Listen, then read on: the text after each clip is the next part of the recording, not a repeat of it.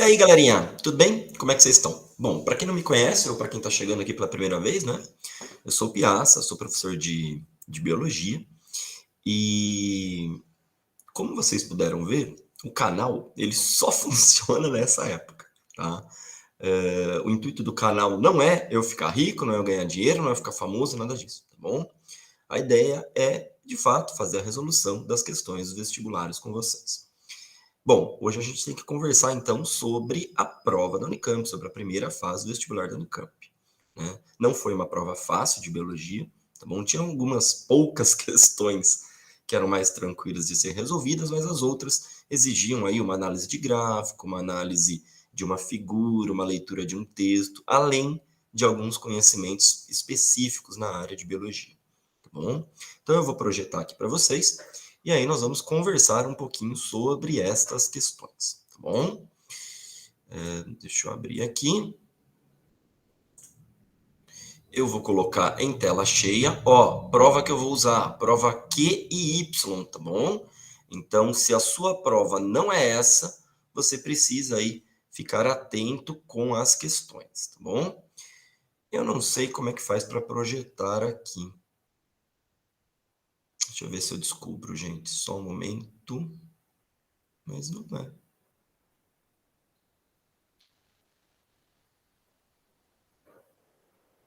Bom, gente, nós vamos sem projetar, tá bom? Porque eu não sei onde tá e é isso. Vida que segue. Eu vou descobrir para o próximo vídeo, tá bom? Vamos lá, ó. Primeira questãozinha de biologia que apareceu é a questão de número 21. Vamos achá-la aqui. Ó, questãozinha de número 21, vou aumentar aqui, aproximar para vocês, ó. Questão de número 21, acho que é aqui, gente, ó. Vamos ver. Aqui, ó, modo tela cheia, achei. Ih, mas aí fica ruim, né? Deixa eu ver. Dá para fazer isso aqui, ó. Legal. Ó, então, questão de número 21 falava assim, ó. Resposta glicêmica é a curva de concentração de glicose em função do tempo no sangue. Ela é utilizada como uma forma de classificar os alimentos com base em seu potencial de elevar a glicose, açúcar no sangue. Então, se a gente olhar aqui na imagem, nós temos alguns adoçantes, né? Sacarina, sucralose, estévia, aspartame, um veículo e o controle, né? Se vocês olharem, galerinha, peraí que saiu aqui. Se vocês olharem, dois deles, sacarina e sucralose, elevaram a concentração de glicose no sangue, né, após a administração. Pesquisadores da universidade, lá nos Estados Unidos, testaram os efeitos de 4 adoçantes na resposta glicêmica, que é esse rosa, o laranja, o verde e o azulzinho, tá bom? Cada grupo foi exposto a uma condição conforme a figura ao lado, acompanhando-se a resposta da glicemia. Com base nas informações da figura e no texto, podemos concluir que a preocupação da OMS quanto ao uso de adoçantes não nutritivos. Vamos lá. A alternativa correta, gente, é a letra D. Ó. Precisaria ser complementada com um alerta sobre o risco aumentado de diabetes tipo 2. Porque você tem picos de açúcar, né? Você tem picos de glicose no sangue aqui, ó. Né? Você tem picos na resposta glicêmica quando você administra sacarina e sucralose. São para todos os adoçantes? Não. Esses dois últimos aqui, o pico é menor, né? Agora, para sacarina e para sucralose, você tem um pico maior aqui que depois normaliza. Então ele fala lá, ó, começa com não precisaria e não precisaria. Você tem que vir na parte precisaria, né? Precisaria ser complementada com um alerta sobre o risco de diabetes tipo 2. Lembrando que a diabetes tipo 2 está associada à insulina, né? Pois os adoçantes provocam aparecimento de glicose? Todos. Então, é mais os dois primeiros, né? E aí, se você olhar a letra D fala, ó, pois dois adoçantes provocam um aumento de glicose no sangue. Então, a alternativa correta, letra D. Bom? Próximo que apareceu de biologia, a questãozinha 26. Né? Uma questão de análise, tá bom? Análise de imagem aqui, tanto que as alternativas são gráficos, né? Então ele fala, ó, um grupo de pesquisadores estudou a atividade antibacteriana em ação de duas bactérias, a Escherichia coli e Staphylococcus aureus, da curcumina livre e da curcumina combinada com octaginina. Os pesquisadores observaram que a curcumina livre apresenta atividade antibacteriana frente a uma das bactérias. Então, ó, a curcumina livre mata uma bactéria. Na forma combinada, a curcumina é mais eficiente em comparação à forma livre no combate aos 2 micro-organismos.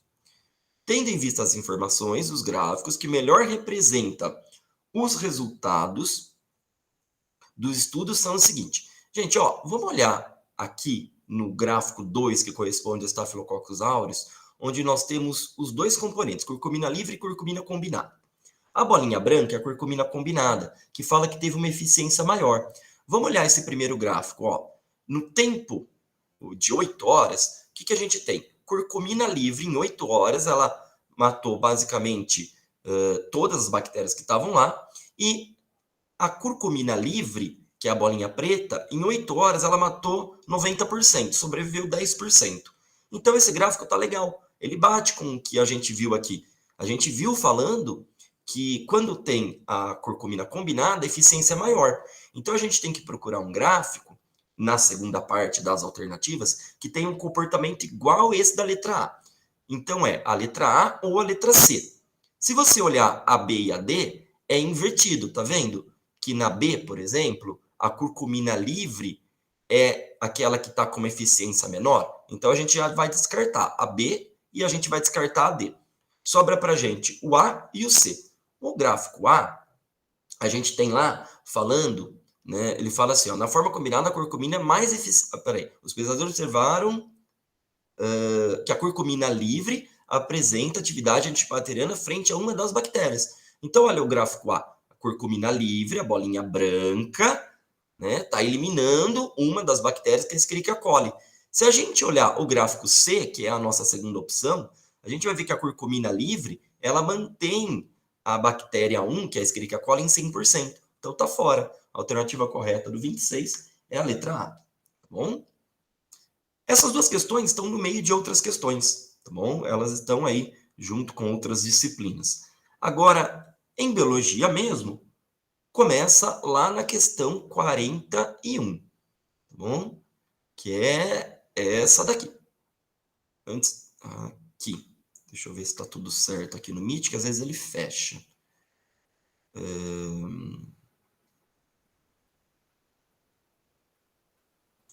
Tá. Vamos lá. Vamos na 41, então. 41 fala o seguinte. A região à margem do rio Guaporé, em Rondônia, é considerada uma das mais importantes do planeta para a espécie Podocnemis spans, popularmente conhecida como tartaruga da Amazônia. Assinale a alternativa que apresenta corretamente uma característica importante para a vivência dos quelônios fluviais no ambiente terrestre. A pele é seca, completamente impermeável, coberta por uma espessa camada em forma de espícula composta por proteína quitina. Olha a proteína quitina aqui. Vamos riscar a letra A. Letra B. Os alvéolos com grande superfície de trocas gasosas permitem respiração pulmonar cutânea. Será que isso daqui ele não misturou um pouquinho de anfíbio? Vamos deixar a letra B de fora, né? Letra C. Principal excreta nitrogenada é a ureia, que se caracteriza por ser pouco tóxica e a que requer mínima quantidade de água. Ela não é a excreta que requer a mínima quantidade de água. Né? Nesse caso, a gente estaria falando de ácido úrico. Letra C está fora. Sobra para a gente a letra D, que está aqui em cima, ó, que é uma das características que possibilitaram a conquista do ambiente terrestre pelos répteis. Olha, a figura é a fecundação é interna, então dispensa água, o que lá em anfíbios era necessário, e a formação de ovo amniótico, que possui uma bolsa, que é a bolsa amniótica, contendo líquido, que é o líquido amniótico, que envolve embrião. Belezinha, 41, letra D, tá bom? Questãozinha 42 é uma questão de órgãos homólogos, órgãos análogos, né? Então, ó, o conceito apresentado na figura a seguir é importante para fundamentar a classificação biológica, baseada nas relações evolutivas entre os organismos. Então, se você ver, tem cores aqui. Agora, a Unicamp, questãozinha coloridinha, fica bonito, né? Se você olhar, baleia, humano, lagarto e pássaro, todos eles apresentam as mesmas estruturas no membro. Né? As cores correspondentes mostram a mesma estrutura. Claro que tem modificações em questão morfológica, mas as estruturas estão aí, né? Se as estruturas estão aí, galerinha, a questão está falando de órgãos que são órgãos homólogos, que têm uma mesma origem embrionária. Então, se é órgãos homólogos, só pode ser a letra B ou a letra C, porque a A e a D fala de análogo. Análogo seria, por exemplo, a asa de um inseto e a asa de um pássaro, que tem origem embrionária diferente, mas a função é a mesma. Nesse caso, vamos ler a letra B. A letra B fala assim: Na baleia e no pássaro são considerados homólogos, beleza? Trata-se de um caso de evolução divergente. Sim, a letra B é a correta. Por que evolução divergente? Porque eles estavam sujeitos a pressões seletivas diferentes. Tanto que o pássaro tem uma asa e a baleia não tem. Olha a D. Lagarto e pássaro são considerados homólogas, beleza. Trata-se de um caso de evolução convergente. Se fosse evolução convergente, eles estariam sujeitos à mesma pressão seletiva. Então, dificilmente eles teriam modificações diferentes nos membros anteriores. Então, a alternativa correta, letra B. 43. Sabe-se que o uso indiscriminado e irregular de anabolizantes gera consequência negativa e significativa à saúde humana, tais como sintomas. Está aqui, uma lista de sintomas, tá bom? Assinale a alternativa que preenche corretamente as lacunas do excerto a seguir. A testosterona. Bom, a testosterona desempenha importante função no desenvolvimento de tecidos e órgãos no sistema reprodutor masculino, como alguma coisa e testículo. Gente, é próstata. Se é próstata, só pode ser letra A ou letra C. Tá? Inclusive, gente, tem um medicamento que é utilizado, que é a finasterida, que é utilizado para câncer de próstata, que em pequenas concentrações é aplicado para queda de cabelo. Como eu sei disso? O dermatologista contou, porque eu fui lá ver. Né? Aí ela me contou disso, aí eu lembrei. Ó, tá vendo? Ainda dermatologista é importante. Então, começamos com próstata, só pode ser letra A ou letra C. Piaça, mas eu não lembro que a testosterona faz maturação de ósseo, porque ela faz, gente. Então, pula-se 2, porque é difícil lembrar isso. Aí a gente continua lá. Ó. Esse hormônio anabolizante é sintetizado em várias vias, a partir do colesterol. Gente, um dos motivos de você ter colesterol, claro, não estou falando para você ir lá e comer batata frita, né, é possibilitar a síntese desses hormônios. Se você olhar, ó, o 3 é colesterol na letra A. Lá na letra C, fala de creatina, não tem nada a ver. Então, a alternativa correta aqui, galerinha, é a letra A, né? Então, 43, letra A, tá bom? Deixa eu ver se está tudo certo aqui no Meet. Tô olhando, gente, porque às vezes ele fecha a reunião, né, e para de gravar. É complicado, gente. Vamos lá. Então, 43, letra A. Vamos para 44. Ó, os lisossomos são organelas centrais que desempenham função importante na homeostase. Assinale a alternativa que descreve corretamente a função dos lisossomos apresentados na figura a seguir. Gente, interpretação de imagem essa daqui, tá bom? Nós temos lá, ó, lisossomo sendo formado a partir do Golgi, o lisossomo é o roxinho, tá bom? Está sendo formado a partir do Golgi, provavelmente aqui os triângulos envolvem enzimas que estão sendo produzidas pelo retículo endoplasmático, que é o azulzinho. Aí nós temos uma vesícula aqui sendo formada, onde dentro tem algumas coisas, dentre elas dá para a gente ver uma organela.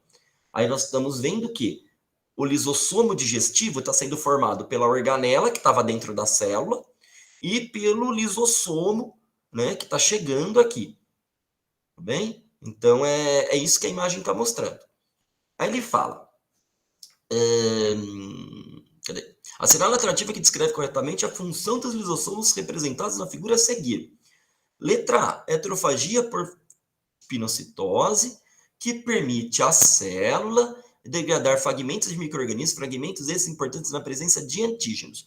Gente, a imagem não está falando de antígeno, porque, olha, corretamente a função do lisossomo representada na figura é a seguir. Então tem que estar associado à figura. Não tem antígeno, não dá para a gente assinalar essa. A autofagia, que permite à célula empacotar, modificar e exportar proteínas. Não está falando de exportação de proteínas. Está vendo que tem uma seta mostrando proteína saindo? Tudo está acontecendo aqui em volta do lisossomo, essas organelas que estão aqui dentro.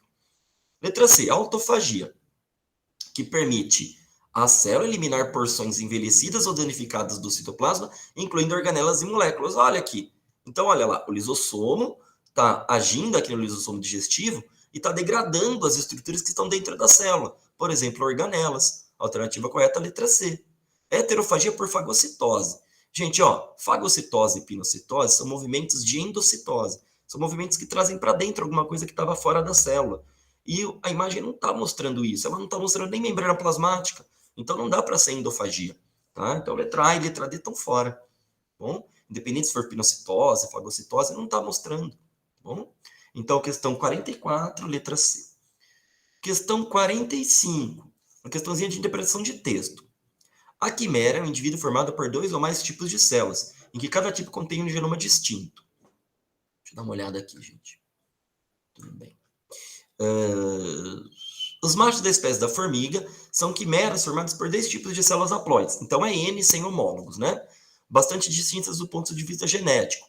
Essas células são provenientes de 2 linhagens de formiga, podendo ser chamadas de linhagem 1 e 2. A rainha desta espécie são indivíduos formados pela fusão entre um óvulo com o genoma característico da linhagem 1 e um espermatozoide com o genoma da linhagem 1 também.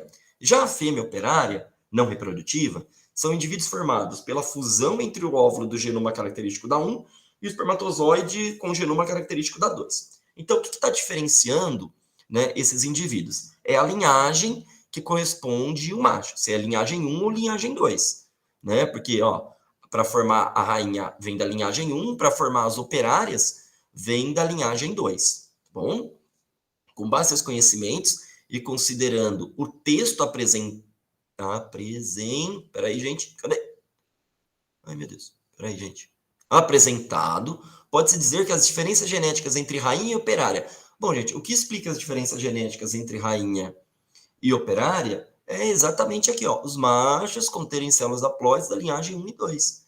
Né? Então, vai depender qual é a linhagem ali da 1 ou 2 que vai fecundar para formar ou a operária ou a rainha. Então, é uma questão de interpretação, tá bom? No texto não fala nada, né, de homozigose. O macho ele fala que é haploide, então daria para você eliminar as demais. Questão 46 é uma questão de dinâmica de população, né? É uma curva de crescimento aqui. A dinâmica populacional de 2 espécies que compartilham o mesmo habitat é representada na figura a seguir. Então, elas estão no mesmo habitat. Então, deve ter alguma relação entre elas. O tamanho e massa da população de cada espécie é limitado pela disponibilidade de recursos no ambiente. Elas existem no mesmo habitat, tá bom? Considerando seus conhecimentos e os dados apresentados, é correto afirmar que as espécies, letra A, competem por recursos e apresentam diferenças na eficiência de utilização do alimento disponível. Gente, olha, elas podem competir por recurso? Podem. Dá para a gente afirmar com 100% de certeza que elas estão competindo por algum tipo de recurso? Então, difícil. Tá? Essa alternativa aqui é complicada, porque a gente sabe que elas estão interagindo. A gente sabe que a espécie 1 é superior em relação a 2, dado algum tipo aí de disponibilidade de recurso no habitat. Agora, se elas competem ou não por esse recurso, a gente não vai conseguir afirmar. Agora, a letra B é uma questão geral. Ela é bem geral. Ela fala, ocupa nicho ecológico distinto. Ocupa, porque se elas ocupassem o mesmo nicho ecológico, provavelmente essas 2 espécies não conseguiriam coexistir no ambiente, porque o número de indivíduos entre elas é baixo. Né? E tem crescimento populacional até o limite imposto na resistência ambiental. Sim. Né? Então, você tem uma resistência do meio, que consiste num conjunto de fatores que limitam o crescimento da população. Né? Então, essa alternativa é a alternativa correta. Tá bom? Letra B aí para a gente.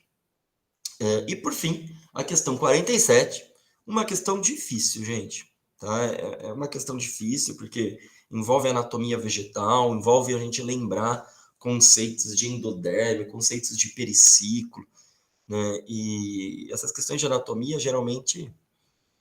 Vamos lá, 47 fala o seguinte.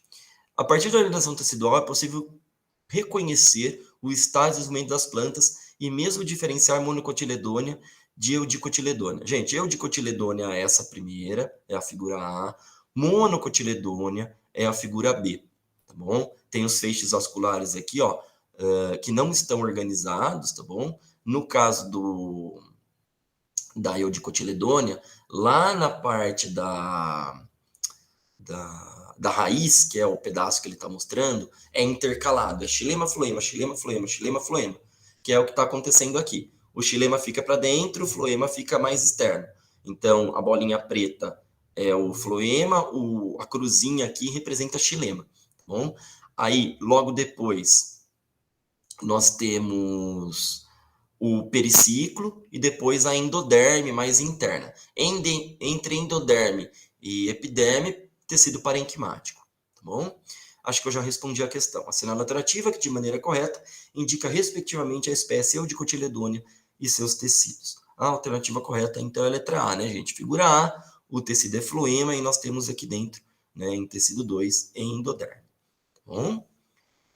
Deixa eu sair aqui da apresentação. Deixa eu descobrir como é que eu faço isso. Aqui. Gente, então é assim, ó. Comentários rápidos sobre as questões, tá bom? Comentei algumas alternativas, porque estava errado. Acho que isso é importante, né? Para quem eventualmente errou, saber por que que errou, ou por que que não é essa alternativa que acabaram marcando. Comentem aí, falem como que vocês foram, quero saber, tá bom? Tem uma página no Instagram, segue lá, acho que é Professor Gabriel Piaz. Eu posto lá também os links para acessar aqui no YouTube, tá bom? Espero que vocês tenham ido bem e compartilha o vídeo aí para a galera assistir, manda para a galera da sala aí, coisa do tipo, tá bom? A gente se vê aí na próxima resolução, que eu acredito que seja ou Unesp ou Enem, né? Um desses dois, tá bom? Lembrando, gente, esse é um gabarito extraoficial, tá? O gabarito oficial ainda não foi divulgado, então qualquer divergência que tiver entre o que eu vim comentar aqui com vocês e o que a Unicamp liberar mais para frente, eu volto a gravar um vídeo aqui, não tem problema nenhum, tá bom? Então é isso, gente. Aquele beijo, aquele abraço para vocês e até a próxima. Tchau!